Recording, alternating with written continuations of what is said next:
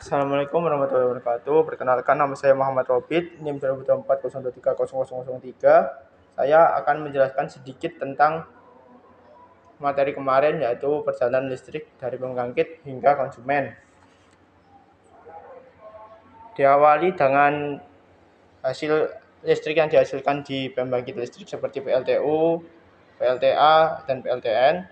Kemudian ditransmisikan. Setelah listrik dihasilkan, listrik tersebut dikirim melalui jaringan transmisi dengan tegangan tinggi, misalnya 150 kV atau 500 kV, untuk mengurangi losses atau kerugian daya akibat resistansi kabel.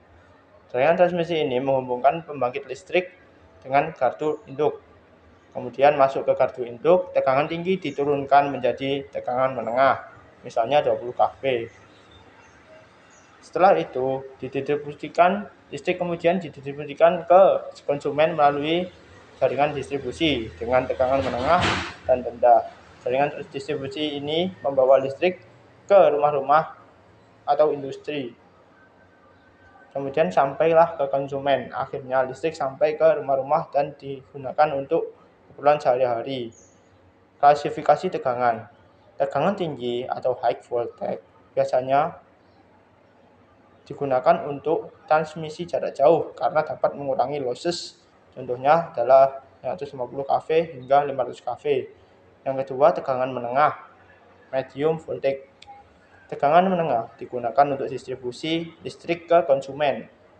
Contohnya adalah 20 kV. Tegangan rendah atau low voltage. Tegangan rendah digunakan di rumah-rumah dan industri untuk keperluan sehari-hari. Contohnya 220 dan 380 volt. Yang ketiga, kenapa tegangan transmisi dinaikkan? Karena untuk mengurangi terjadinya losses. Dengan menaikkan tegangan, arus listrik menjadi lebih kecil, sehingga losses akibat resistansi kabel berkurang. Hal ini membuat transmisi listrik lebih efisien. Efisiensi transmisi listrik menjadi lebih efisien.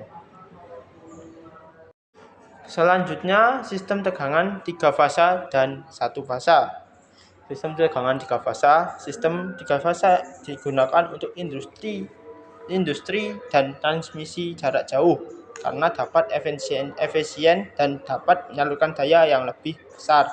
Sistem ini memiliki 3 fasa yang berbeda 120 derajat satu sama lain. 1 fasa. Sistem 1 fasa digunakan untuk rumah tangga dan beban kecil karena lebih sederhana dan mudah diatur. Sistem ini memiliki 1 fasa dan 1 netral. Yang kelima, trafo step up dan step down. Trafo step up digunakan untuk menaikkan tegangan listrik di pembangkit sebelum dikirim melalui jaringan transmisi. Hal ini memungkinkan transmisi listrik jarak jauh dengan losses yang lebih kecil. Trafo step down. Trafo step down digunakan di gardu induk untuk menurunkan tegangan listrik sebelum didistribusikan ke konsumen.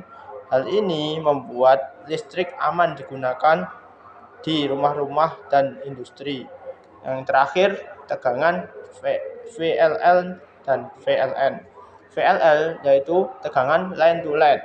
Tegangan line to line adalah tegangan antara 2 fasa dan 3 fasa.